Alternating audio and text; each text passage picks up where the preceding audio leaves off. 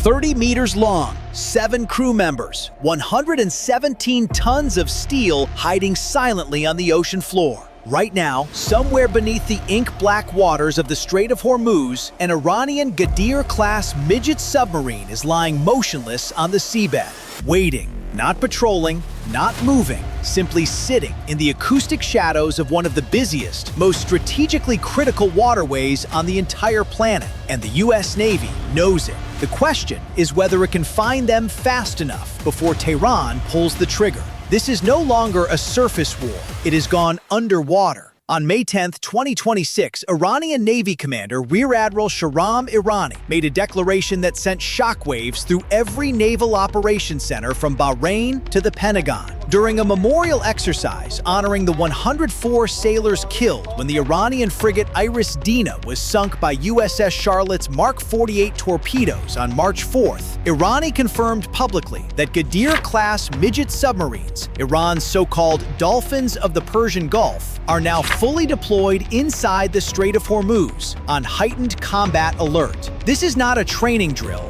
This is a deliberate, calculated underwater ambush being set in one of the most critical choke points in human history. The Ghadir is a weapon purpose-built for exactly this geography. At just 29 meters in length, it is one of the smallest operational submarines in any modern navy, 150 times smaller in displacement than an American Ohio-class nuclear boat. That smallness is its superpower. The Strait of Hormuz averages only 30 to 60 meters in depth. American nuclear-powered attack submarines, giants requiring drafts of 11 meters or more, struggle to maneuver in these shallow, congested waters. The Ghadir, built for this exact environment, slides through them like a ghost, and it carries lethal punch. Each vessel is armed with either 2 heavyweight torpedoes or Chinese-designed C-704 anti-ship cruise missiles. Iran has also demonstrated a submarine-launched version of its JASC-2 anti-ship missile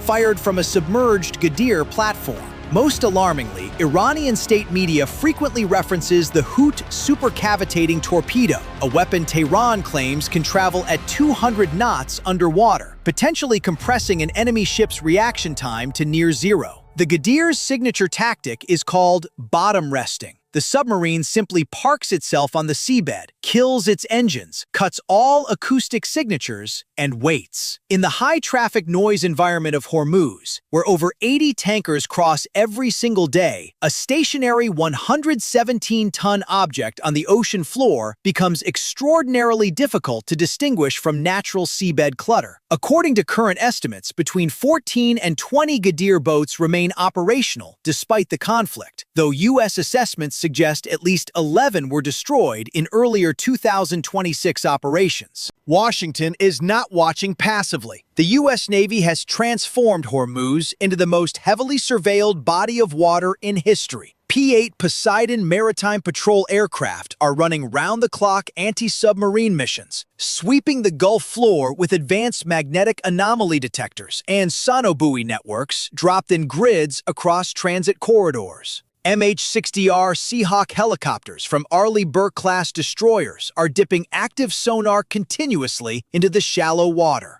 Task Force 59's AI-driven unmanned underwater vehicles are mapping every square meter of the strait floor in real time, comparing acoustic signatures against known vessel profiles. The U.S. Navy's counter-strategy exploits the Ghadir's greatest weakness. It is diesel-electric. Battery-powered submarines must eventually surface or snorkel to recharge. In the compressed geography of Hormuz, that moment of vulnerability is a death sentence. American P-8s are maintaining a persistent surveillance loop designed to catch exactly that transition, the moment a Ghadir's snorkel breaks the surface for oxygen. Meanwhile, on May 10, 2026, the same day Iran confirmed its submarine deployment, the Ohio-class ballistic missile submarine USS Alaska made a rare, deliberately visible port call at Gibraltar. This is a nuclear boat carrying up to 20 Trident II ballistic missiles, each capable of striking Iranian territory with devastating precision. Ohio-class submarines are normally kept invisible at sea as part of America's hidden nuclear deterrent. Bringing one into public view at the mouth of the Mediterranean carries exactly one message to Tehran: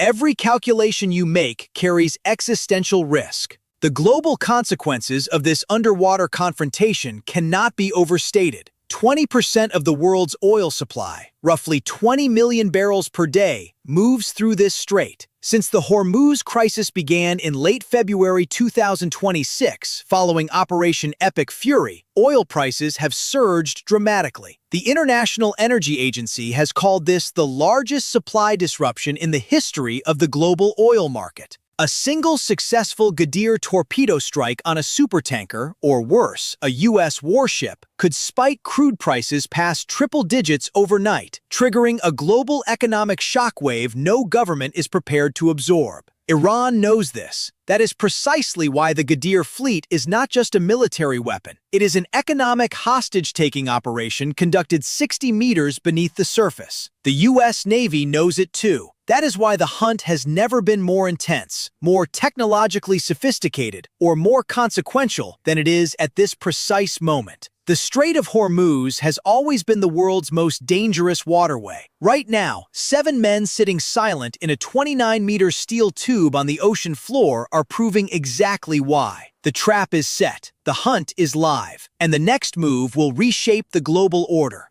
Where does this war go from here? 3 futures now sit on the table, each more dangerous than the last. The first is a negotiated freeze. Pakistan and Saudi Arabia are pushing hard for a framework deal. Iran suspends enrichment. Hormuz reopens conditionally, and both sides step back from the brink. Trump has paused Operation Project Freedom in response to great progress, but on May 11th, he called Iran's latest counterproposal totally unacceptable. Tehran, for its part, demands war reparations, full sovereignty over Hormuz, and refuses to dismantle its nuclear facilities. The diplomatic gap remains enormous. The second future is slow suffocation. If talks collapse again, the U.S. dual blockade, Iranian ports sealed from outside, Hormuz sealed from within, starves Tehran's economy into submission. Iran loses an estimated $300 to $500 million per day, with the strait effectively dead. But a cornered Iran with operational Ghadir submarines and a refusal to surrender is not a defeated Iran.